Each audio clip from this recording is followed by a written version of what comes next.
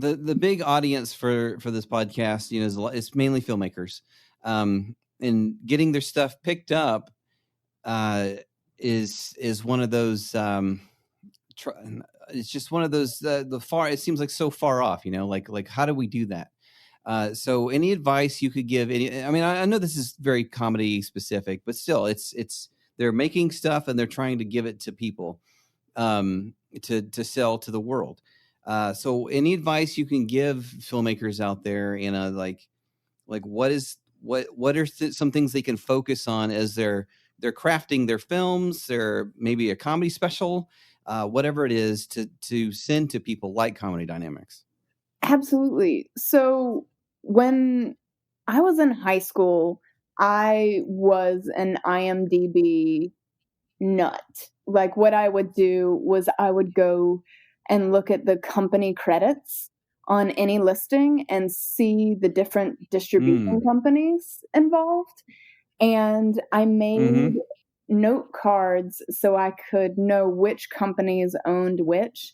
And I started from the top and went all the way down to the bottom, you know, from Comcast owning NBC to, you know, all of the different platforms that they owned, or production companies or distribution companies that they owned. And I wanted to know everything about all the different distro companies. And then I signed up for all their websites and news alerts and everything like that. But most of the smaller independent distribution companies have a direct submission on their websites. So if you are a filmmaker and you have a love of independent film and you have your top 10, 15, go to IMDb, look at the company credits, see who distributed them, see their process, what they went through, see if they have a submission page. And if you have something, submit it. I mean, it is the most direct process. And for companies like Comedy Dynamics, we watch every submission. When I used to work at Gravitas Ventures, they watch every submission.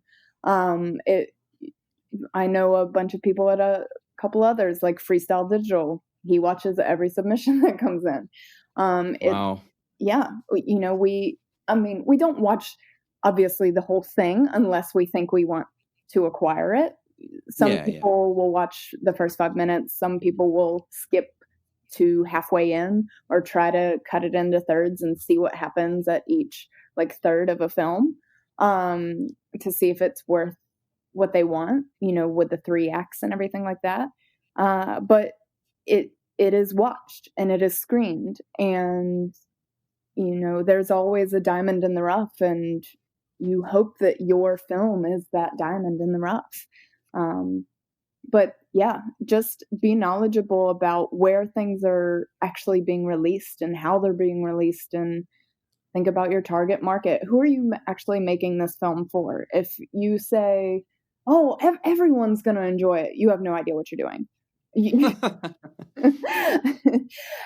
Just think about who is really going to be at home and they see a trailer for it or they see something on Instagram about it.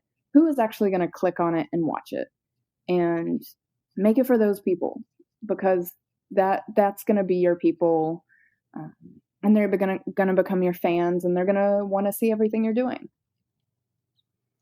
And it feels like it's even easier with IMDb Pro. Like most of that information is real. It was out there before, but now it's really out there. Like specific emails and stuff you can get through IMDb Pro, and everybody's just so accessible. And I'm a big advocate about just giving it a shot. Like you said, just send it to somebody, and you know, you want to send your best stuff. Don't just send garbage out there in hopes that it's going to work. But yeah, send the best stuff out there, and who knows, right? Absolutely. And it kind of, I mean, in my other life, I'm a screenwriter, and it almost sounds like you're saying, you know, like they always talk about your first 10 pages are the most important, because that's primarily what people are going to read until and to decide if they want to keep reading.